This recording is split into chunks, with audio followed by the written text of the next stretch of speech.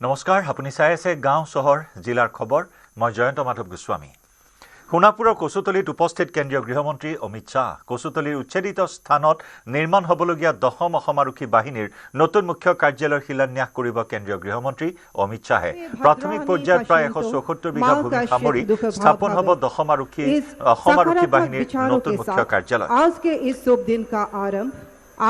कसूतली पर आगबढ़ाइছো पोनपटिया संप्रचार। 10वीं Assam police battalion के मुख्यालय के नवीन परिसर का शिलान्यास के हेतु आयोजित इस कार्यक्रम में आप सभी का मैं हार्दिक स्वागत करती हूँ। आजिर ए अनुष्ठानলৈ আপোনালোকক সাদৰ সম্ভাষণেৰে मैं आदरणी जनाइছো। हमारे बहुत ही सुंदर परंपरा अतिथि देव भाव को निभाते हुए अब मैं असम के माननीय मुख्यमंत्री डॉक्टर हिमंत बिश्व शर्मा जी से निवेदन करती हूँ कि वे माननीय केंद्रीय गृह एवं सहकारिता मंत्री श्री अमित शाह जी का अभिनंदन करें। एखनी फुलाम गामोचा एटी जापि आरु माँ कामाख्या देवीर प्रतीकीरे माननीय केंद्रीय गृहमंत्री डांगरिया आदरणी जনোৱা হৈছে।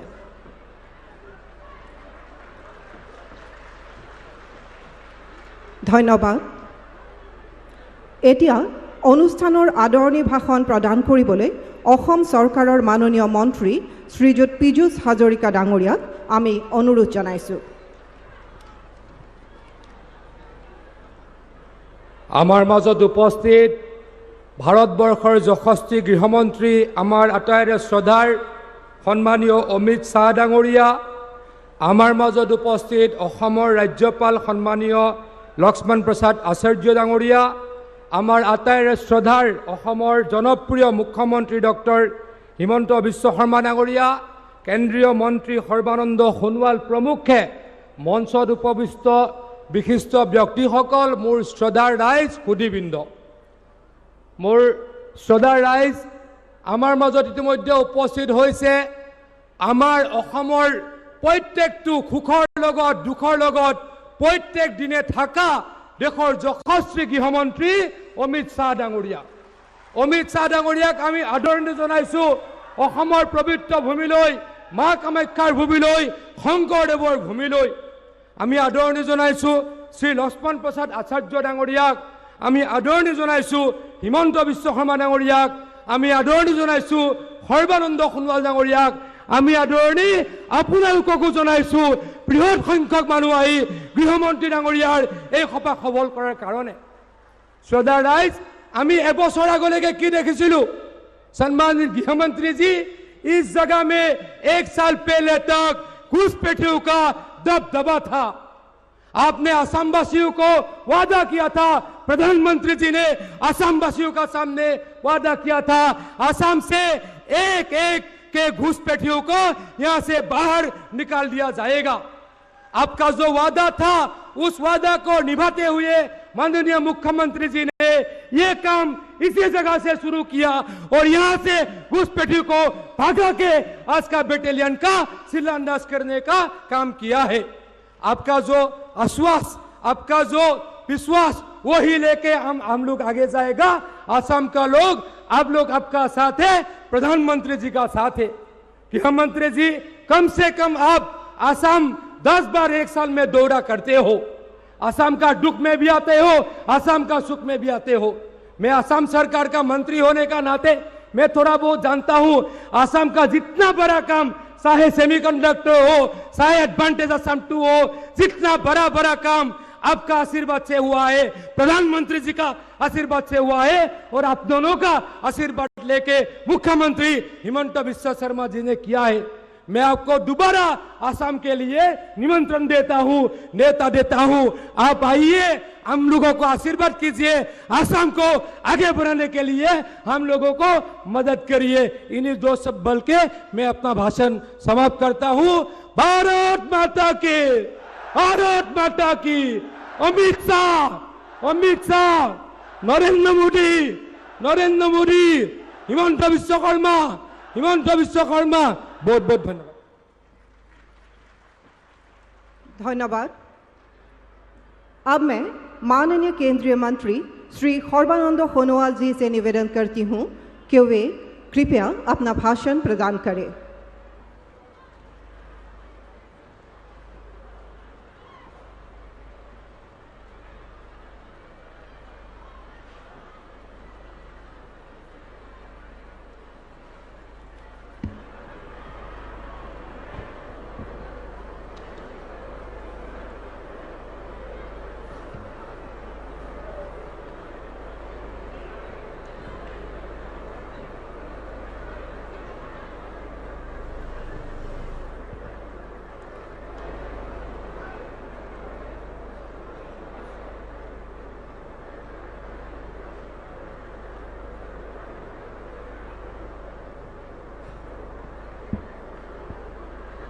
नमस्कार।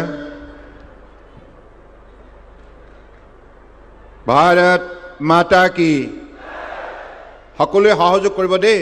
भारत माता की, भारत माता की। আজি আমাৰ সকলোৰে বাবে এটি অতি আনন্দৰ দিন। আজি কামৰূপ মেট্ৰ' জিলাৰ অধীনত থকা এই Kachutali 10ম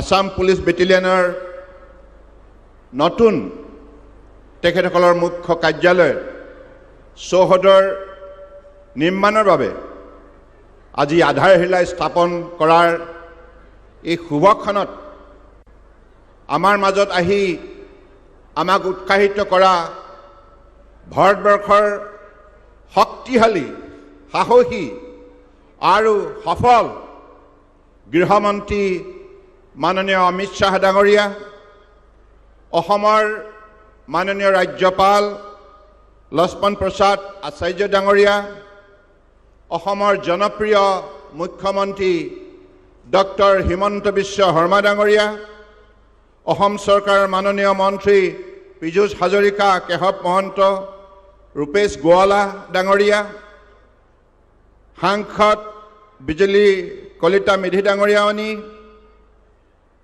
union home secretary Gobinda Mohan ডাঙৰীয়া, অসমৰ chief secretary doctor Rabi Kota ডাঙৰীয়া,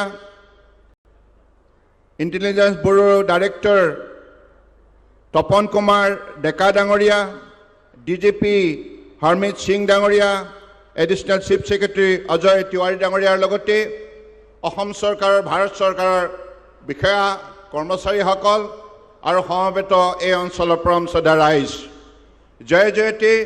আজি এই শুভক্ষণৰ সমবেত হোৱা আপোনালোক সকলোৰে প্ৰতি মই মোৰ আন্তৰিক শ্ৰদ্ধা আৰু কৃতজ্ঞতা জ্ঞাপন কৰিছোঁ। এইবাবেই যে আপোনালোকে এই আধাৰশিলা স্থাপন কৰাৰ কাৰ্যসূচীত মাননীয় গৃহমন্ত্ৰী অমিত শ্বাহ ডাঙৰীয়াক আন্তৰিকতাৰে স্বাগতম জনাবৰ বাবে এই মহাস্থানত সমবেত হৈছে।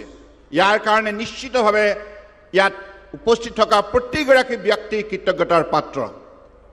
মই আশা ৰাখিছোঁ যে আজি এই অনুষ্ঠানত আপোনালোকে উপস্থিত থাকি নিশ্চিতভাৱে আপোনালোকে এই কথা উমান পাব যে সমগ্ৰ অসমৰ লগতে উত্তৰ পূৰ্বাঞ্চলৰ লগতে ভাৰতবৰ্ষৰ শান্তিপ্ৰিয় আমাৰ ভাৰতবৰ্ষৰ সমাজখনক নিৰাপত্তা নিশ্চিত কৰাৰ বাবে মাননীয় গৃহমন্ত্ৰী অমিত শ্বাহ ডাঙৰীয়াই মাননীয় প্ৰধানমন্ত্ৰী নৰেন্দ্ৰ মোদী ডাঙৰীয়াৰ বলিষ্ঠ নেতৃত্বত যি শক্তিশালী পদক্ষেপ গ্ৰহণ কৰিলে, ইয়াৰ ফলত কাশ্মীৰৰ পৰা কন্যাকুমাৰীলৈকে, গুজৰাটৰ পৰা অৰুণাচল প্ৰদেশলৈকে সকলো ৰাজ্য আৰু কেন্দ্ৰীয় শাসিত অঞ্চলত বসবাস কৰা গাঁও, চহৰ, চাহ বাগিচা, পাহাৰ, ভৈয়াম সকলো স্থানতেই আজি জনসাধাৰণে নিৰাপত্তা পাবলৈ সক্ষম হৈছে।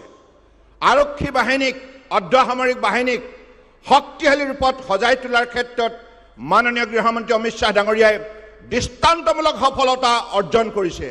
তাৰ বাবে মই অসমৰ ৰাইজৰ হৈ অমিত শ্বাহ ডাঙৰীয়াক আন্তৰিক কৃতজ্ঞতা আৰু অভিনন্দন জনাইছোঁ। আপোনালোকে সকলোৱে হাত চাপৰি দি তেখেতক আন্তৰিক কৃতজ্ঞতা জ্ঞাপন কৰক।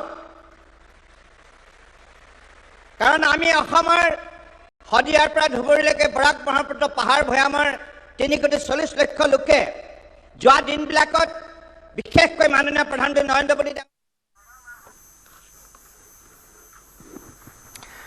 এয়া কচুতলিৰ পৰা পোনপটীয়া সম্প্ৰচাৰ কেন্দ্ৰীয় গৃহমন্ত্ৰী অমিত শ্বাহ ইতিমধ্যে উপস্থিত হৈছে আৰু এই কচুতলিতে টেণ্ট এপিবিএনৰ নতুন ভৱনৰ শিলান্যাস কৰিব, নতুন চৌহদৰ শিলান্যাস কৰিব কেন্দ্ৰীয় গৃহমন্ত্ৰীগৰাকীয়ে, যি কচুতলিত 2024 চনৰ পৰাই এটাৰ পিছত আনটো বৃহৎ উচ্ছেদ অভিযান চলোৱা হৈছে। অবৈধ দখলকাৰীৰ পৰা বেদখলমুক্ত কৰা হৈছে এই কচুতলিৰ বৃহত্তৰ ভূমি। খিলঞ্জীয়াৰ প্ৰতি ভাবুকিৰ সৃষ্টি কৰিছিল সেই বেদখলে আৰু এতিয়া এই স্থানত হ'ব টেণ্ট এপিবিএনৰ নতুন চৌহদ। ইয়াৰ পোনপটীয়া সম্প্ৰচাৰ। বিভিন্ন গোলাবাৰত বিভিন্ন ঠাইত আইন শৃংখলা যেনেধৰণে অৱতীৰ্ণ হৈছিল, ফলত মানুহে নিৰাপত্তাহীনতাত জীৱন কটাব লগা হৈছিল। কিন্তু আজিৰ তাৰিখত সেই অন্ধকাৰ সম্পূৰ্ণৰূপে আঁতৰি গ'ল আৰু সেই অন্ধকাৰ আঁতৰোৱা ক্ষেত্ৰত বলিষ্ঠ ভূমিকা পালন কৰিলে মাননীয় গৃহমন্ত্ৰী অমিত শ্বাহ ডাঙৰীয়াই। আৰু সমান্তৰালভাৱে অসমৰ বৰ্তমান মুখ্যমন্ত্ৰী হিমন্ত বিশ্ব শৰ্মা ডাঙৰীয়া আঁতৰি গ'ল আৰু সেই অন্ধকাৰ আঁতৰোৱা ক্ষেত্ৰত বলিষ্ঠ ভূমিকা পালন কৰিলে মাননীয় গৃহমন্ত্ৰী অমিত শ্বাহ ডাঙৰীয়াই। আৰু সমান্তৰালভাৱে অসমৰ বৰ্তমান মুখ্যমন্ত্ৰী ডক্টৰ হিমন্ত বিশ্ব শৰ্মা সক্ষম হৈছে। ৰামচন্দ্ৰ ৰাইজ পীযুষ হাজৰিকা ডাঙৰীয়া আদৰণীয় ভাষণত কৈছে, এই অঞ্চল সন্দেহযুক্ত লোকে ইয়াক অবৈধভাৱে বেদখল কৰি আছিল। ইয়াকো উচ্ছেদ কৰাৰ ক্ষেত্ৰত ডক্টৰ হিমন্ত বিশ্ব শৰ্মা ডাঙৰীয়াই উল্লেখযোগ্য শক্তিশালী ভূমিকা পালন কৰিছে। গতিকে সেইবাবে পৰমশ্ৰদ্ধা ৰাইজ, মই বেছি দীঘলীয়া বক্তব্য নাৰাখো, কাৰণ আমি বক্তব্য শুনিবলৈ সকলোৱে মাননীয় গৃহমন্ত্ৰী অমিত শ্বাহ ডাঙৰীয়া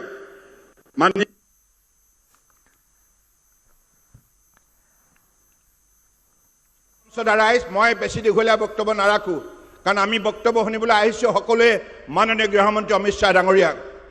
माननीय अमित शाह जी, आपने अपने कार्यकाल में परम आदरणीय प्रधानमंत्री नरेंद्र मोदी जी के नेतृत्व में जो शक्तिशाली कदम उठाए, इसके वजह से आज सिर्फ असम नहीं, सारा नॉर्थ ईस्ट नहीं, सारा देश में आज जनता को सुरक्षा देने में आप सफलता प्राप्त की है और जनता को शांति देने में आपने सफलता प्राप्त की है।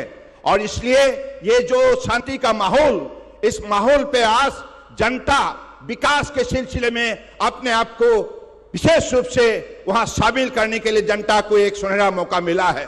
तो इसलिए आज असम भारत के अन्य प्रदेश का साथ मुकाबला करने के लिए अपने आप को प्रस्तुत की है। सारा नॉर्थ ईस्ट जाग उठा है और माननीय प्रधानमंत्री जी ने जैसे कहा है, ये नॉर्थ ईस्ट देश का अष्टलक्ष्मी है और आज अष्टलक्ष्मी का शक्ति दिखाने के लिए शांति व्यवस्था संभव होने के वजह से आज नॉर्थ ईस्ट ने भी विकास यात्रा में एक महत्वपूर्ण भूमिका पालन करने के लिए मजबूत कदम उठाए हैं। तो मैं इसलिए आपको असम के हर नागरिक की तरफ से, मैं असम का एक निवासी होने की तरफ से आपको विशेष रूप से आभार व्यक्त करना चाहता हूं और आपका जो शुभकामना, आपका जो सहयोग हमेशा मिले रहे, ऐसे ही हम सबका मानना है और ये मिलते रहेंगे, क्योंकि आप हमेशा असम और नॉर्थ ईस्ट को बड़े आदर्श करते हैं, बड़े स्नेह करते हैं और आज अपने भक्ति भावनाओं से देश के नागरिक को जैसे सेवा की है, इसकी वजह से आज देश को विकास के रास्ते पर तेज से चलने के लिए शक्ति मिला है। और माननीय प्रधानमंत्री जी की मार्गदर्शन से आज भारत अगली 25 साल के अंदर दुनिया के एक बड़े विकसित राष्ट्र बनने जा रहा है, आत्मनिर्भर भारत बनने जा रहा है। और आत्मनिर्भर भारत बनाने के लिए निश्चित रूप से असम को आत्मनिर्भर बनना होगा और उसी दिशा पर डॉक्टर शर्मा के नेतृत्व पे आज असम भी चलने लगा है। এইখিনি কথাকে কৈ মই পুনৰবাৰ সমবেত সমূহ ৰাইজলৈ শ্ৰদ্ধা আৰু কৃতজ্ঞতা জনাই মই মোৰ বক্তব্য সামৰিছো। ধন্যবাদ। জয় আই অসম, ভাৰত মাতা কি।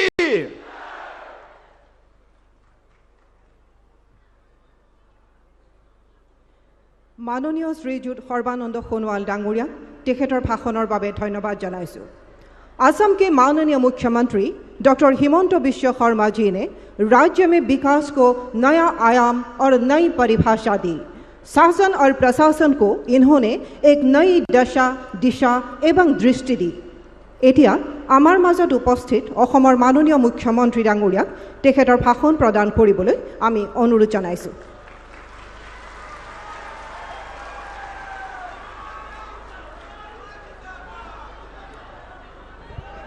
খবৰ কেনেকুৱা?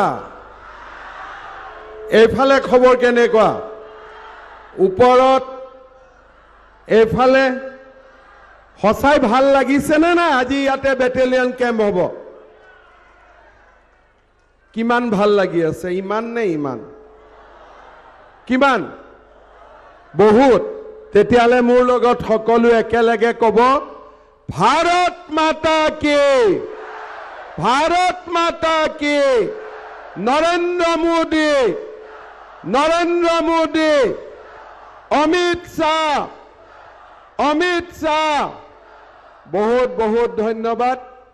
আজিৰ সভাত আমাৰ মাজত উপস্থিত ভাৰত চৰকাৰৰ সন্মানীয় গৃহমন্ত্ৰী, আমাৰ সকলোৰে মাৰ্গদৰ্শক অমিত শ্বাহ ডাঙৰীয়া, অসমৰ সন্মানীয় ৰাজ্যপাল শ্ৰী লক্ষ্মণ প্ৰসাদ আচাৰ্য ডাঙৰীয়া, কেন্দ্ৰীয় মন্ত্ৰী সৰ্বানন্দ সোণোৱাল ডাঙৰীয়া, কেশৱ মহন্ত ডাঙৰীয়া, পীযুষ হাজৰিকা ডাঙৰীয়া, বিজুতি কলিতা মেধি ডাঙৰীয়া, অতুল বৰা ডাঙৰীয়া, কেন্দ্ৰীয় গৃহ সচিব মহোদয়, ডাইৰেক্টৰ IB তপন ডেকা মহোদয়, অসমৰ chief secretary doctor Rabi Kota, DGP Harmeet Singh ডাঙৰীয়াকে আদি কৰি মঞ্চত উপস্থিত বিশিষ্ট ব্যক্তিসকল, আই মাতৃসকল আৰু যুৱক যুৱতী বন্ধু বান্ধৱীসকল, আজি আমাৰ বাবে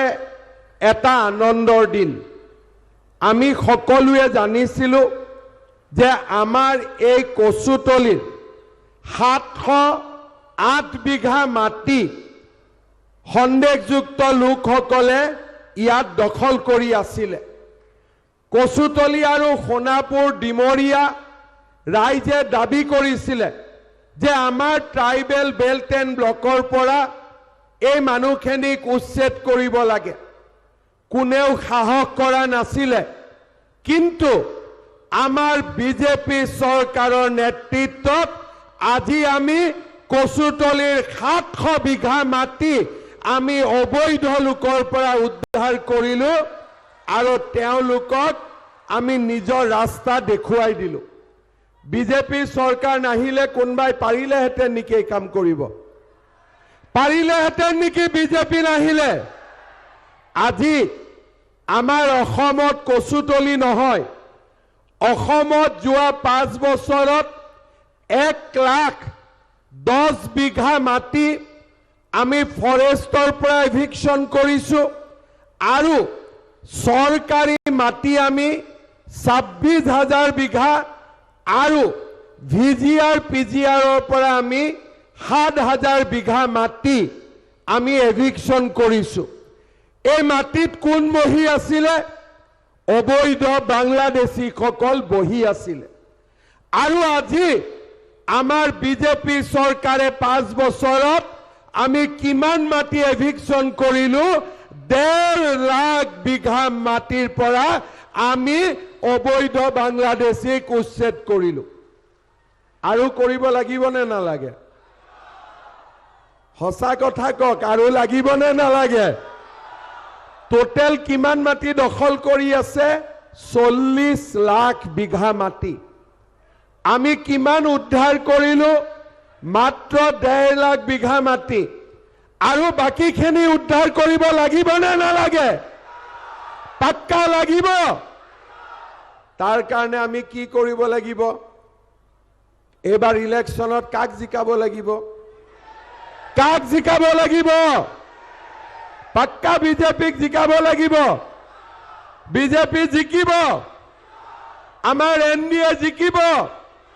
মই আজি আপোনালোকক কথা দিছোঁ, এইবাৰ অসমত বিজেপি চৰকাৰ অহাৰ পিছত এইবাৰ আমি 1.5 লাখ বিঘা নহয় 5 লাখ বিঘা মাটিৰ পৰা আমি বাংলাদেশীক উচ্ছেদ কৰিম। ভাল হ'বনে বেয়া হ'ব? অসমখন আমি বচাব লাগিবনে নালাগিব? অসমখনক আমি বাংলাদেশীৰ পৰা মুক্ত কৰিব লাগিবনে নালাগিব? আমি শ্বহীদৰ তেজৰ মূল্য আমি ল'ব লাগিব নে নালাগিব? আজি আমি প্ৰথমবাৰৰ বাবে আমি তেখেতসকলক বুজাই দিলো যে এতিয়া অসম আগৰ দৰে অসম নহয়। কোনোবাই যদি আমাৰ ফালে ৰঙা চকুৰে চাই আমি সেই ৰঙা চকু কাঢ়ি আনিম, কিন্তু আমি কাৰো লগত কম্প্ৰমাইজ নকৰো। এইখন নতুন অসম, অটল, অবিচল, অগ্ৰগামী অসম। এতিয়া যদি অসমত কোনোবাই গড় হত্যা কৰিব খোজে, পবিতৰাৰ পৰা আৰু কাজিৰঙাৰ পৰা সি অসমৰ পৰা পাৰ হৈ যাব নোৱাৰিব, ইমানখিনি গ্যাৰেণ্টি আজি আমি দিব পাৰো। আজি আমি কি গ্যাৰেণ্টি দিব পাৰো যে অসমীয়া কেতিয়াৰ পৰা কোনেও ৰঙা চকু দেখুৱাব নোৱাৰিব। আমাৰ অসমৰ মাটি আৰু নতুনকৈ কোনেও দখল কৰিব নোৱাৰিব। আৰু অসমৰ গড় কোনোবাই যদি হত্যা কৰিব বিচাৰে 10 বাৰ চিন্তা কৰি ল'ব লাগিব তেওঁ উভতি যাব পাৰিব নে নোৱাৰিব। এয়া হৈছে আমাৰ নতুন অসম। সেমি কণ্ডাক্টৰো আহিব। অসমৰ ৰাজপথত এতিয়া অকল মটৰ গাড়ী নচলে, অসমৰ ৰাজপথত এতিয়া এৰোপ্লেনো লেণ্ডিং কৰিব পাৰে। তেনেকুৱা সাহস যোৱা 5 বছৰত অসমীয়াই গোটাব পাৰিলে। 1.5 লাখ চৰকাৰী চাকৰি হ'ল। জাগিৰোডত সেমি কণ্ডাক্টৰ, নামৰূপত খাৰ কাৰখানা, নাৰেংগী কুৰুৱাৰ দলং আৰু এতিয়া কচুতলিৰ সন্মুখেদি গুৱাহাটীৰ ৰিং ৰোড। কি হ'ব এতিয়া ইয়াৰ সন্মুখেদি? আমাক কোনে দিছে? প্ৰধানমন্ত্ৰী নৰেন্দ্ৰ মোদী ডাঙৰীয়াই দিছে। আজি যদি এই মাটিত আমি এভিকশ্যন নকৰিলোহেঁতেন, ৰিং ৰোড বনোৱাৰ পিছত ইয়াত কোন বহি থাকিলেহেঁতেন? কোন বহি থাকিলেহেঁতেন? আৰু আজি এতিয়া কোন বহিব? অসম আৰু অসমীয়া মানুহ এতিয়া ইয়াত বহিব। আমি কাৰো ওচৰত মূৰ তল কৰিব নালাগে। শ্ৰদ্ধা ৰাইজ, আমি 708 বিঘা মাটি ইয়াত উচ্ছেদ কৰিছিলোঁ। 174 বিঘা মাটিত ইয়াত বেটেলিয়ান হ'ব আৰু 500 বিঘা মাটি ইয়াত থাকি যাব। আপোনালোকে যি বিচাৰে, মেডিকেল কলেজ বিচাৰে, ইঞ্জিনিয়াৰিং কলেজ বিচাৰে, আপোনালোকে যি বিচাৰে বাকী থকা মাটিত আমি তাক স্থাপন কৰিম। ভাল হ'বনে বেয়া হ'ব? ভাল হ'ব পাক্কা? পুৰা পাক্কা ভাল হ'ব? ঠিক আছে। আজি আমাৰ এই বেটেলিয়নৰ আধাৰশিলা, যাতে এই মাটিত কোনেও আৰু দ্বিতীয়বাৰ বহিব নোৱাৰে। আৰু বেটেলিয়নৰ আধাৰশিলা স্থাপন কৰিবলৈ কোন আহিছে? গৃহমন্ত্ৰী অমিত শ্বাহ ডাঙৰীয়া নিজে আমাৰ মাজত আজি আহি উপস্থিত হৈছে। 2 বছৰ আগত চিন্তা কৰকচোন, কচুতলিত গৃহমন্ত্ৰী আহিব কোনোবাই সপোনতো ভাবিব পাৰিছিল নেকি? ভাবিব পাৰিছিলে নেকি? এই মাটিত কি আছিলে 2 বছৰ আগত? আৰু আজি কি হ'ব? অসম পুলিচৰ বেটেলিয়ন হ'ব। আৰু আধাৰশিলা কোনে কৰিছে? গৃহমন্ত্ৰী অমিত শ্বাহ ডাঙৰীয়াৰ আধাৰশিলা কৰিছে। আমাৰ কাৰণে আজি এটা আনন্দৰ দিন। আমি সকলোৱে শান্তিৰে গৃহমন্ত্ৰী ডাঙৰীয়াৰ বক্তব্য শুনিম। কাৰণ অসমত আজি এই অসম্ভৱ আমি কিয় সম্ভৱ কৰিব পাৰিছো? নৰেন্দ্ৰ মোদী আৰু অমিত শ্বাহ ডাঙৰীয়াৰ আশীৰ্বাদৰ কাৰণে আজি আমি অসম্ভৱ কাম আমি সমাধান কৰিব পাৰিছো। সময় হ'ল গাঁও চহৰ জিলাৰ খবৰৰ পৰা বিদায় লোৱা। নমস্কাৰ।